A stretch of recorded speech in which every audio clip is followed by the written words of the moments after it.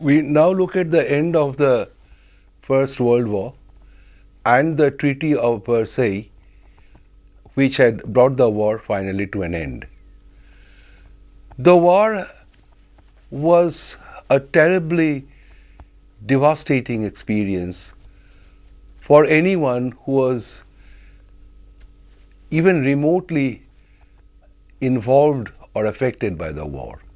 A heap of broken images where the sun beats and the dead tree gives no shelter, the cricket no relief, and the dry stone no sound of water, hooded hordes swarming, falling towers, Jerusalem, Athens, Alexandria, Vienna, London, unreal. This is from T.S. Eliot, The Wasteland. Wilfred Owen, who is a famous war poet of England and died in the First World War, in his possession was found, this may be of interest to Indians, a copy of Gitanjali of Rabindranath Tagore. This was later sent by his mother to the poet. In a part of a poem entitled Anthem for Doomed Youth, he writes, "What passing bells for those who die as cattle? Only the monstrous anger of the guns. Only the stuttering rifles' rapid rattle can patter out their hasty orisons. No mockeries now for them, no prayer nor bells, nor any voice of mourning save the choirs. And each slow dusk a drawing down of blinds."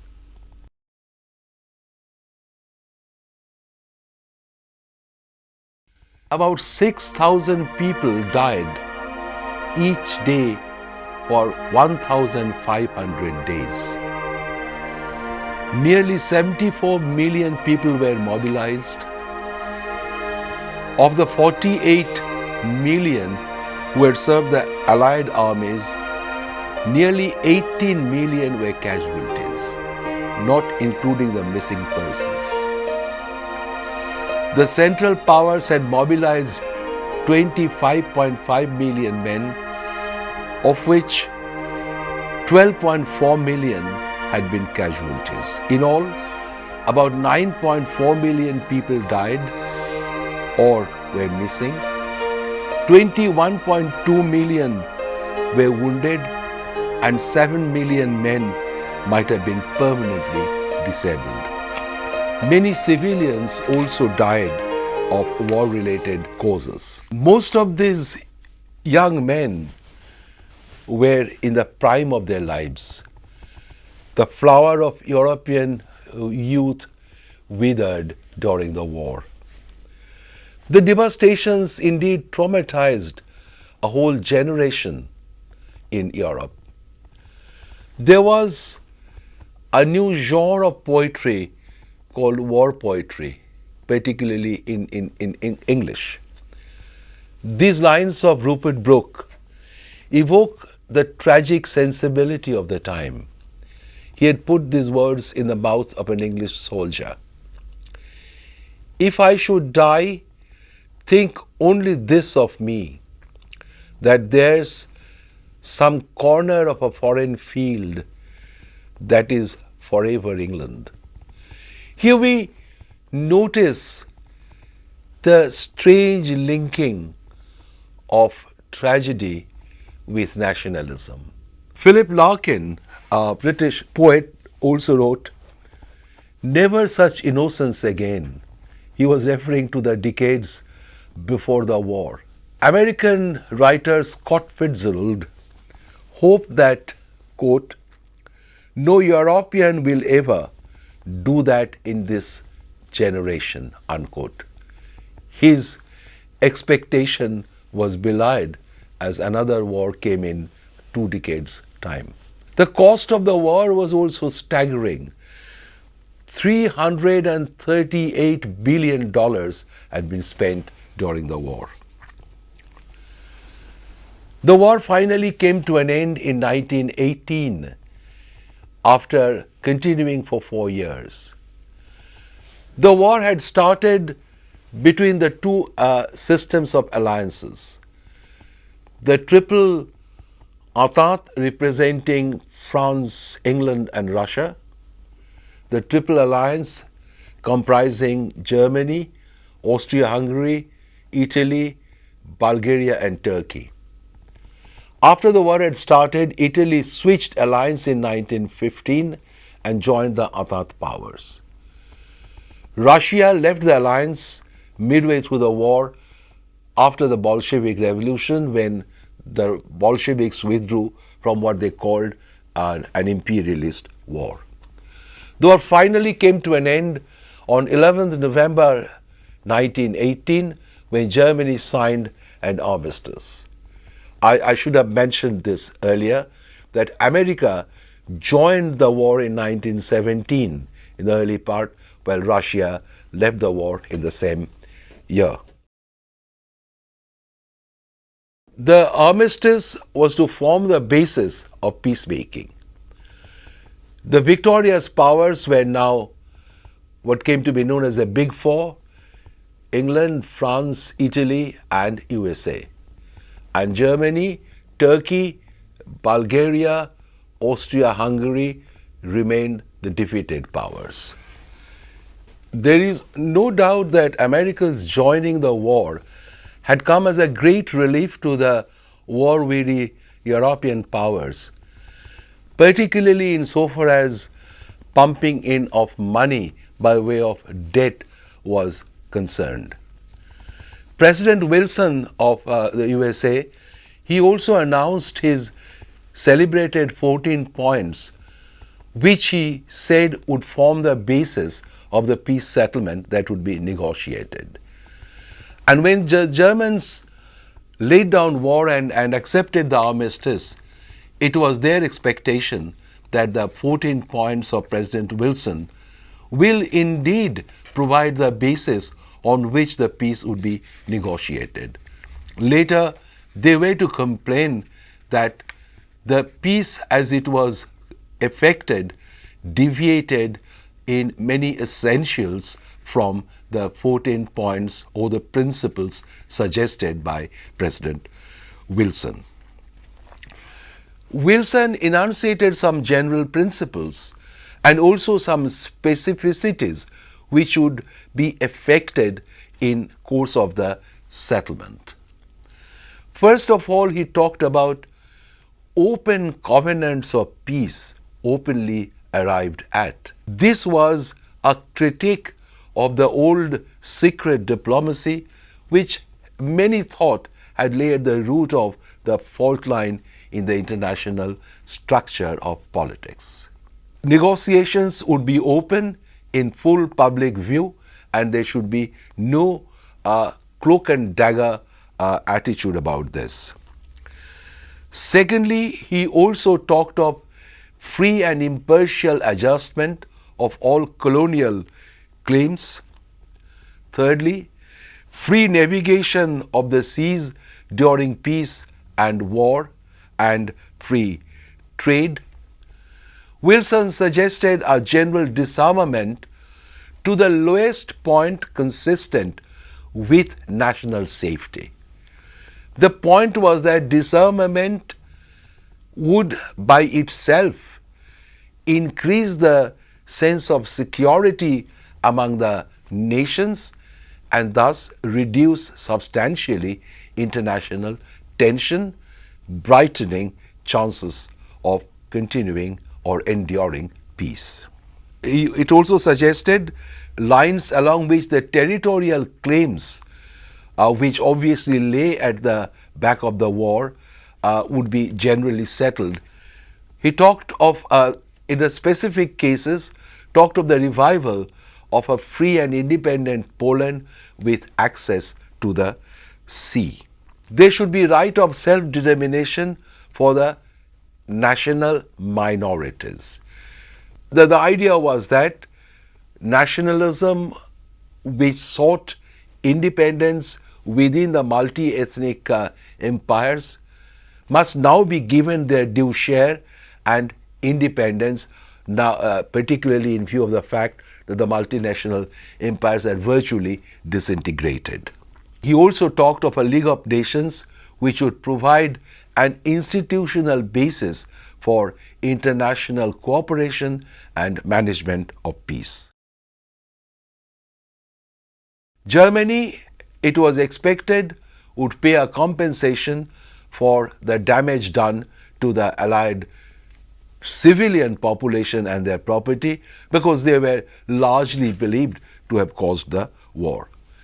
The Big Four who were represented in the Versailles had been President Wilson, Lloyd George of England, Tiger Clemenceau from France, and Orlando from Italy.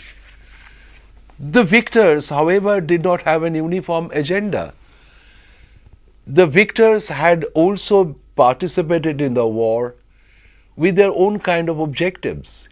If Germany was trying to break out of encirclement through a short war, which turned out to be a long and protracted war, the victorious powers also had their agenda. Now, when they came to the table of the peace conference, the diversities of opinion tended to hamper smooth negotiation. France, for example, wanted not only Germany to be disarmed totally. France remembered the trauma of having been overcome by Prussian and then German army in 1869-70 and then again after 1914. So France wanted Germany disarmed almost permanently, and she wanted physical occupation of the left bank of the Rhine as a real physical guarantee of their own security. France was obsessed about this security. Well, Britain did not disagree with keeping Germany disarmed and militarily weak. She was not in favor of keeping Germany economically weak. A revival of the economy of Germany was something that Britain favored because of her rather strong business and commercial links with Germany. But France wanted to keep Germany weak on all counts, and this had not been very easy.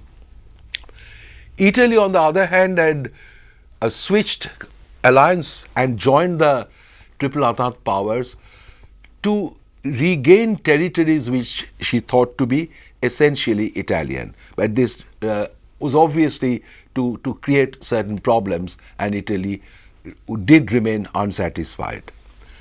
However, there had been hard bargaining, but what really characterized the Versailles Treaty was the treatment meted out to the Germans.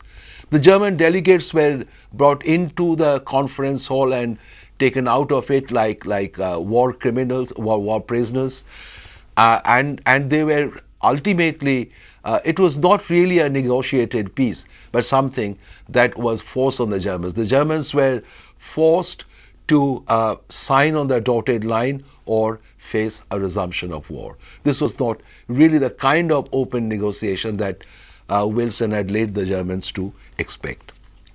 In the event, however, the peace treaties comprised several treaties. The Treaty of Versailles with Germany was signed on 28th of June 1919. The Treaty of Saint-Germain with Austria came on 10th September 1919. The Treaty of Neuilly with Bulgaria came in November 1919, and that of Trianon with Hungary came only in 1920, in June 1920, because of political upheaval inside Hungary. And finally, the treaties of Sèvres, and finally that of Lausanne with Turkey, by which time the Republic of Turkey had been established and Kemal Pasha had risen to power.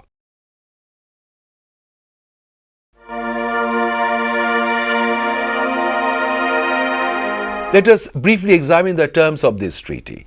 The Treaty of Versailles was signed with Germany.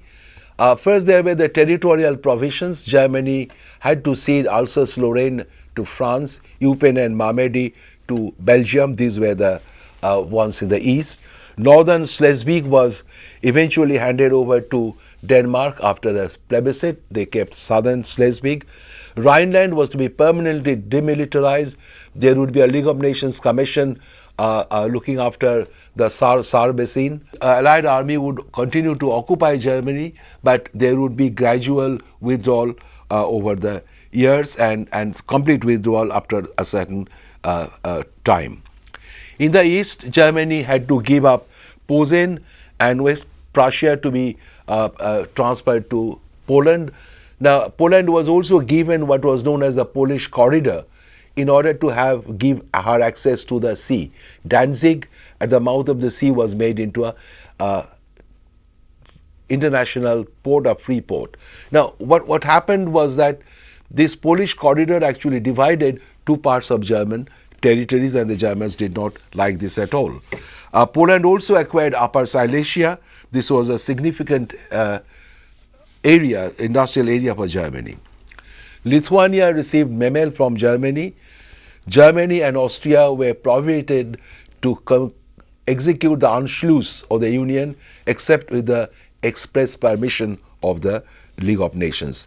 Germany was also obliged to hand over all her colonies to the Allies.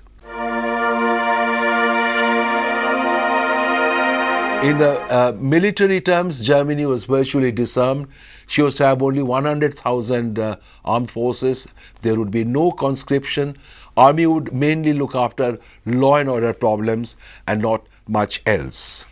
She would not have any air force, and she was to have only a limited number of ships in certain categories. This put paid to Germany's desire of being as great a naval power as England in the decades before the war. In the economic provisions, Germany lost control over much of her economic resources in terms of mineral resources and industrial areas. She lost her colonies and much of her overseas investments. German shipping, including merchant shipping, had also been crippled. Germany was compelled to accept her guilt by this Article 231, the guilt clause, and she was expected to pay compensation. The amount of compensation was not delineated in the treaty itself. There would be a compensation, there would be a commission, and the commission will finally determine the amount that Germany will pay. But what resulted really is that Germany lost nearly 25,000 square miles of territory and 70 million people who were now obliged to live under foreign rule.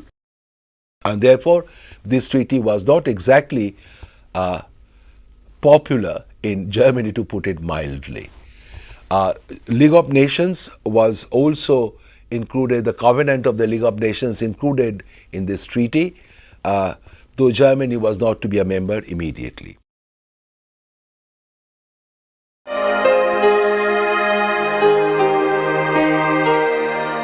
The Treaty of Saint-Germain with Austria actually witnessed the disintegration of the old Austro-Hungarian Empire. New states were created out of this. Austria and Hungary remained two separate countries. Czechoslovakia was created out of it, a new state. Tyrol, Trentino and Istria, these are largely German territories which had now been given to Italy. Bosnia-Herzegovina and the Dalmatian coasts went to another new state, Yugoslavia, whose main component was the former state of Serbia. It was expected that this small compact state of Austria would continue as an independent entity.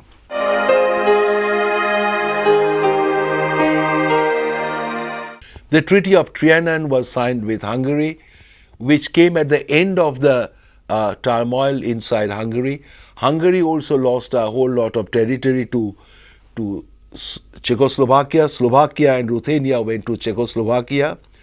Croatia and Slavonia went to Yugoslavia, and Transylvania went to Romania.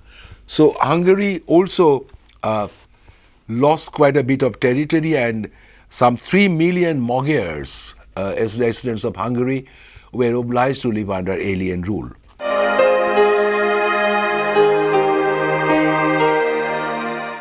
The Treaty of Neuilly with Bulgaria obliged her to cede western Thrace to Greece, and this was her only substantial territorial loss.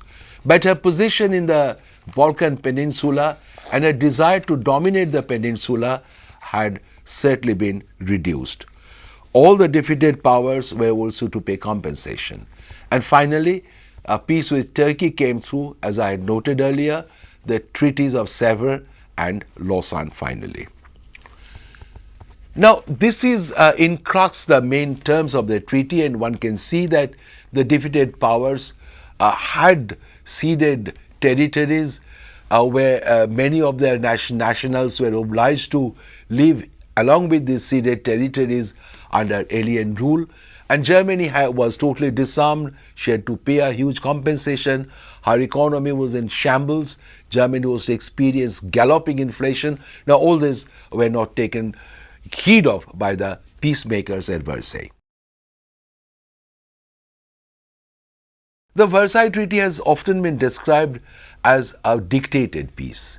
Now, any peace treaty in a way is a dictated peace. For as H. Carr put it long time back, a defeated power seldom willingly accepts the consequences of its defeat. But there is no doubt that the element of dictation was more apparent in Versailles Treaty than in any other peace treaty of modern times. Now, this was certainly true, and particularly the fact that the German delegates were taken in and out of the conference hall like prisoners of war did not help matters. And there is no doubt that the treaty did inflict a deep wound on the German psyche, which a section of the right wing, including the Army High Command and the war veterans, utilized to propagate the legend of the stab in the back. As a result, revisionism became a strong point in German foreign policy, and indeed was to be the cornerstone of German foreign policy in the 20s. Revisionism related to the need to revise the Treaty of Versailles to give Germany what she claimed would be a fair deal. And this is something that was very significant. Such sentiments were not uniquely German. These sentiments were shared by many in the victorious countries as well, in the Allied countries as well. For example, Marshal Foch of France commented when he read the treaty, I'm quoting him, quote, "This isn't a peace, it's a 20-year truce," unquote. He was indeed to prove to be prophetic. But a far stronger critic of the settlement came from John Maynard Keynes, the famous economist. Keynes represented the British Treasury in the peace conference, and at the end of 1919 he wrote a book called The Economic Consequences of the Peace of Versailles. He called the Peace of Versailles as having a devastating effect on the economy of Europe. He argued that in the 50 years or so before the war, Europe had experienced what he called the happy age. Its economy was growing, its people was given an ever-increasing standard of living. Europe was able to feed an ever-increasing number. And not only that, European capital invested in other parts of the globe, according to him, led to economic development in those regions as well. He said after the war, this happy age had ended. One part of Europe was dead and other part was dying. And he said that the economic provisions imposed on Germany particularly had been very, very brutal. That Germany's overseas investments were taken, her colonies were taken, her merchant shipping was destroyed, and therefore this was to put the nail on the coffin of European economy. And this is something that Keynes's views, that is, found concordance in the heart of many who were disillusioned and disenchanted in the post-war years. However, Etienne Mantoux later wrote another book called The Carthaginian Peace or the Economic Consequences of Mr. Keynes, in which he said that the economic defects of the treaty were for the better part exaggerated or illusory. He, however, considered that the political defects were very glaring. There is no doubt that the task of peacemaking was not easy. The governments were strung by or hamstrung by many agreements reached earlier. You know, when the alliances were made, there were talk of division of territories, and if these had to be implemented, then it was impossible to create national self-determination in its totality. It was inevitable that national minorities would be living everywhere. There were Germans in the new states, there were Czech minorities or Slovak minorities, there were Magyar minorities living elsewhere, there were Poles, some Poles living in Germany, and these minorities did create a problem. But in attenuation of the Versailles peacemakers, it can be said that there was provision for minority treaties. There was this argument that Germany was disarmed, but this was to be followed by a general disarmament as per President Wilson's terms. The overall disarmament, peacemaking, the problem of minorities were to be supervised by the new international organization that was visualized, the Treaty of Versailles, namely the League of Nations. Now, obviously the critique of the Treaty of Versailles is valid in many points, probably in most points.